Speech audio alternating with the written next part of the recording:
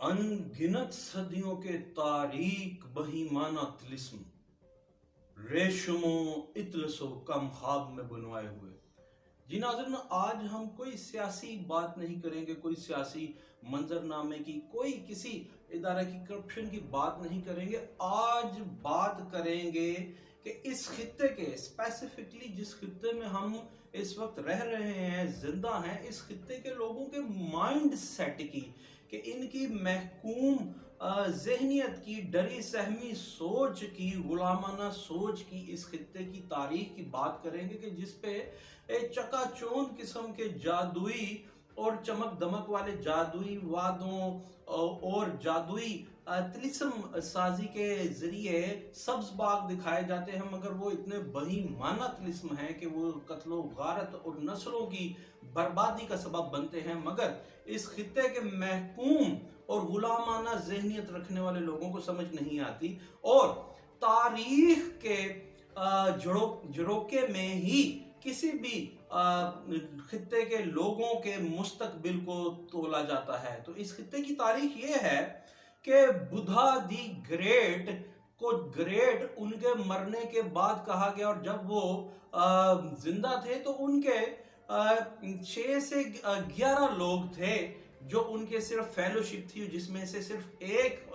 खास तौर पे वो बंदा था आनंद बख्शू, जिसने उनकी तालीमात को आम किया। और इसके मुकाबले में इसी खित्ते का एक वॉरियर था अशोका दी ग्रेट, उसको भी ग्रेट कहा गया, और उसने लोगों को मारा, कत्लो गारतगरी की, बर्बरियत के बाजार गर्म किए।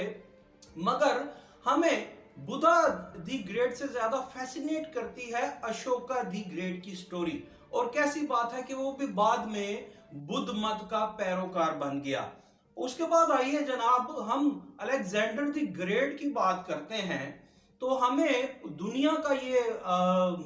फाते आजम, ये हमें सिकंदर आजम याद तो रहता है, मगर इस खित्ते का एक राजा जिसने ऐसी जिक पहुंचाई सिकंदर को कि वो उस जख्म से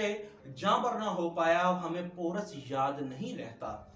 उसके बाद हमें अकबर दी ग्रेट याद रहता है, और बड़ी अच्छी बात है कि जनाब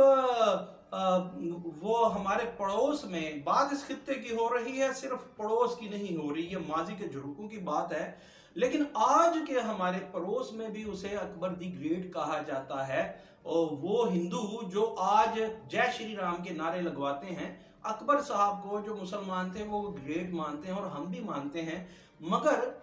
अकबर साहब ने जो दीन अकबरी इजाद कर लिया था वो हम भूल गए। उसमें जो उन्होंने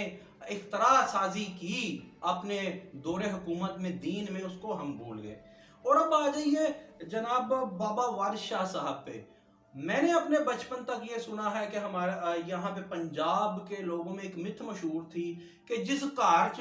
हीर वारिस शाह पड़ी जाएगी उत्थे कुड़ी नस जाएगी, पच जाएगी। आज हम उन्हें रहमतुल्लाह अलैह कहते हैं, खुदा के मुकर्रबीन में से गर्दानते हैं। ये है इस लोगों खित्ते के लोगों का माइंडसेट। फिर आ जाइए बाबा बुल्ले शाह पे।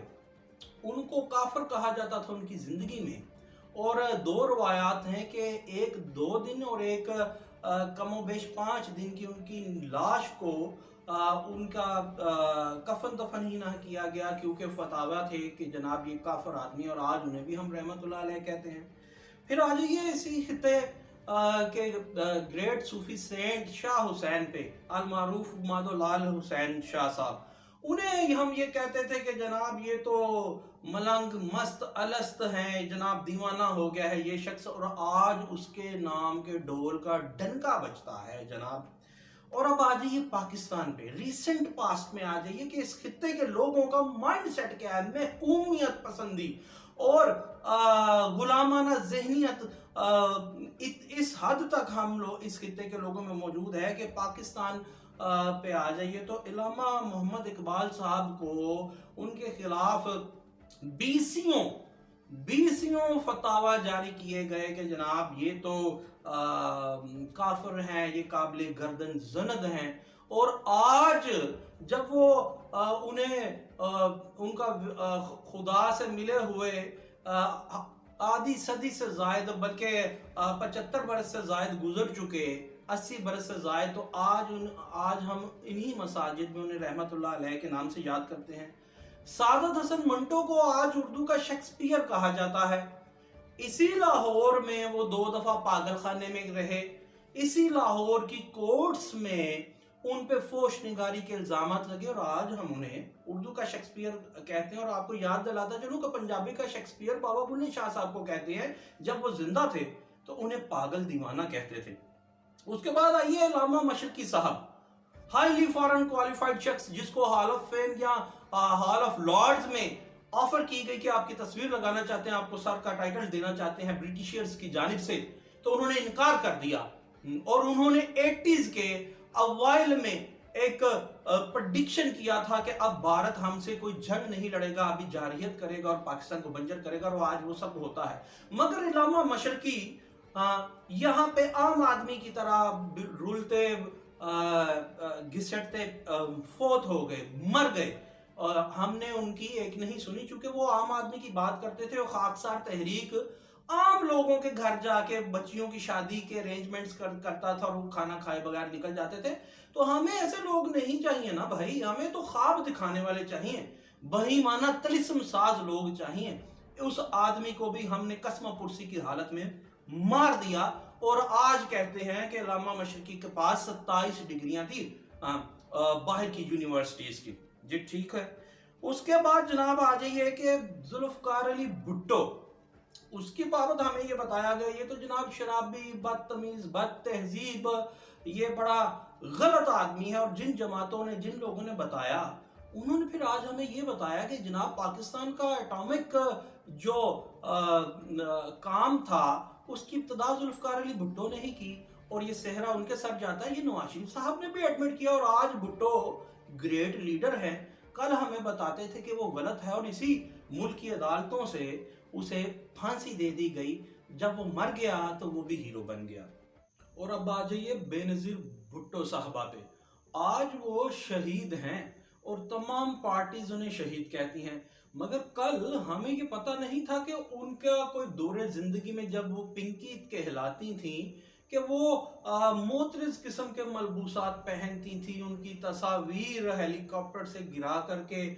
نازیبا قسم کی وہ ایک پرسپشن کریٹ کرنے کی کوشش کی گئی کہ یہ بے نظیر بھٹو تو جناب یہ اس طرح ہے۔ پھر کل یہ ہمیں بتایا گیا کہ اسلامک ورلڈ کی وزیر اعظم اسلامک کنٹری کی کوئی عورت نہیں بن سکتی، اور مولانا فضل الرحمان صاحب نے بھی ہمیں یہ بتایا تھا، اور نواز شریف صاحب بھی ہم نوا تھے۔ تو جب وہ مر گئی، انہیں قتل کر دیا گیا، تو پھر انہی تمام پارٹیز نے انہیں شہید جمہوریت کہا اور بہن کہا۔ اور پھر آ جائیے اسی طرح ذوالفقار علی بھٹو صاحب آج شہید ہیں، اور محترمہ بے نظیر بھٹو صاحبہ بھی شہید ہیں، کل جنہیں ہم کیا کہتے تھے۔ یہ ہے وہ محکومانہ اور محکومیت پسندی ذہنیت کی عکاسی، اور وہ اس غلامانہ ذہن کی عکاسی کے جو لوگ ہمیں مارتے تھے ان کو تو ہم پسندیدگی ان کی ظاہر کرتے تھے اور انہیں اوبے کرتے تھے، اور جو لوگ صحیح ڈائریکشن میں لے کے جانا چاہتے تھے ان کے لیے ہم کبھی آواز بلند نہیں تھے کرتے۔ پھر آ جائیے جناب محسن پاکستان ڈاکٹر محمد قدیر صاحب پر،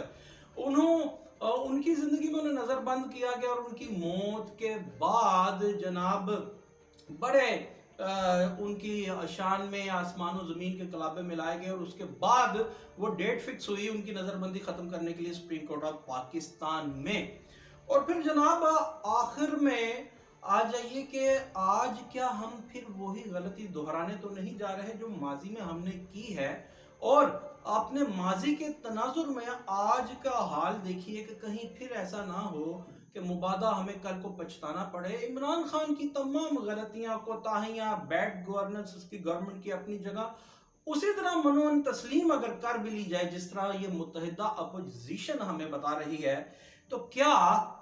ایسا کیوں کر ہوا کہ ذوالفقار علی بھٹو کے بعد کسی کو بھی یہ جرت نصیب نہیں ہوئی